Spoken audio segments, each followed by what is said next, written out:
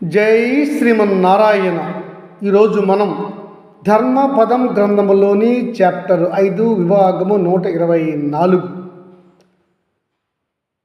దక్ష యజ్ఞములో శివకేశవుల యుద్ధము జరిగినదా, ఎందువల్ల నారాయణుడికి అలా రెండు పేర్లు వచ్చాయి, ఆ రెండు పేర్లు శ్రీవత్సం, శ్రీకంఠ అని.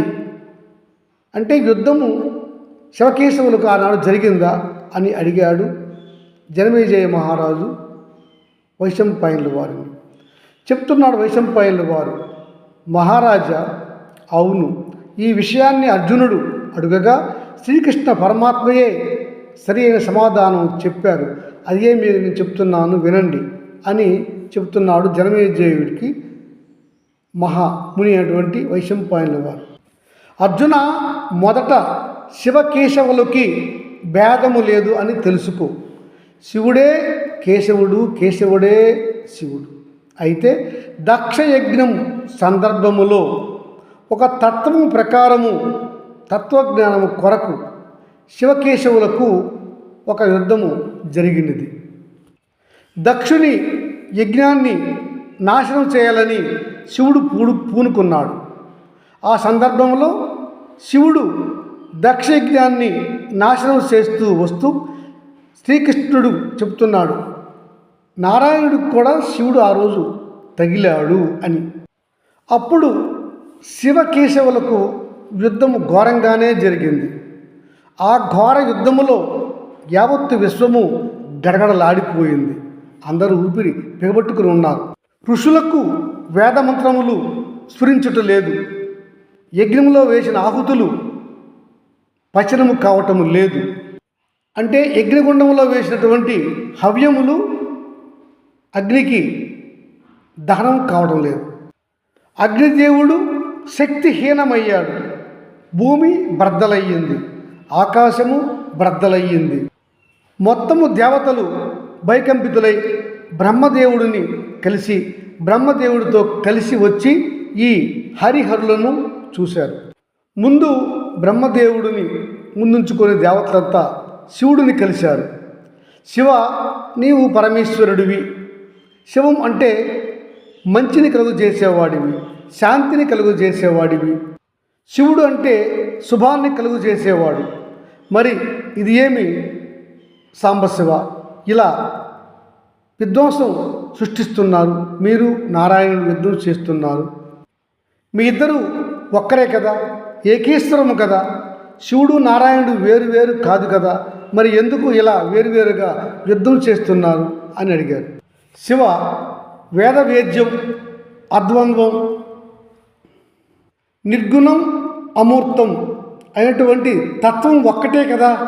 ఈ మూలతత్వం నుండి మీరు ఈ విశ్వాన్ని పరిపాలన చేయడం కొరకు ఏకేశ్వరం నుంచి ఇద్దరు ఈశ్వరులుగా జన్మించారు. ఒకరు నారాయణుడు, ఒకరు శివుడు. శివ, అందులో నీవు శివునిగాను, నారాయణుడిగాను ఇద్దరు ఈశ్వరములు ఏర్పడి విశ్వాన్ని కాపాడుతూ ఉన్నారు కదా. శివుడు కేశవుడు వేరువేరు కాదు, ఇద్దరు ఒక్కటే, ఏకత్వం, ఏకేశ్వరం అని నీకు కూడా తెలుసు కదా శివ. ఓ త్రిపురాంతక, శివుడు నుంచి విష్ణువు, విష్ణువు నుంచి శివుడు ఉద్భవించారు. ఇద్దరు ఏకేశ్వరమే. మీరు ఈ జగత్తునకు కారకులు. పరమశివ, నీ అంశయే కదా ఈ దేవతలు, బ్రహ్మం, విశ్వం అంతా కూడా. మరి మీరిద్దరు ఎందుకు ఇలా తీవ్రంగా యుద్ధం చేస్తున్నారు? తగు విధముగా ఆలోచన చేయండి అని ప్రార్థించారు. మరలా బ్రహ్మదేవుడు, రుద్ర, నీవు నీ కోపాన్ని వీడి శ్రీమన్నారాయణుడిని ప్రసన్నము చేసుకో అని ప్రాధేయపడ్డాడు. అప్పుడు శివుడు కోపాన్ని తగ్గించుకొని శ్రీమన్నారాయణుడిని శరణు వేడాడు. అప్పుడు నారాయణుడు శివుడిని ఆలింగనము చేసుకుంటూ, శివ, నీవు వేరు నేను వేరు కాదు. మృదువుగా నారాయణుడు మాట్లాడాడు. శివ, మనమే సత్యము, మనమే శివము, మనమే ధర్మము, మనమే అహింస సత్యాల రూపం. ఎవరైతే నిన్ను తెలుసుకుంటారో వారంతా నన్ను తెలుసుకున్న వారే. ఎవరైతే నిన్ను సేవిస్తారో వారందరూ కూడా నన్ను కూడా సేవించినట్లే. ఎవరైతే నన్ను సేవిస్తారో వారంతా కూడా నిన్ను సేవించినట్లే. ఈ పద్ధతిన మనమిద్దరము కూడా ఒక్కటే. మన ద్వంద్వ రూపములు ఏకరూపం.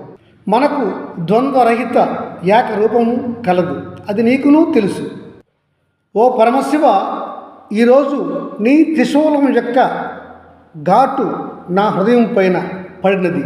దీనిని శ్రీవత్సము అని పేరుగాంచును.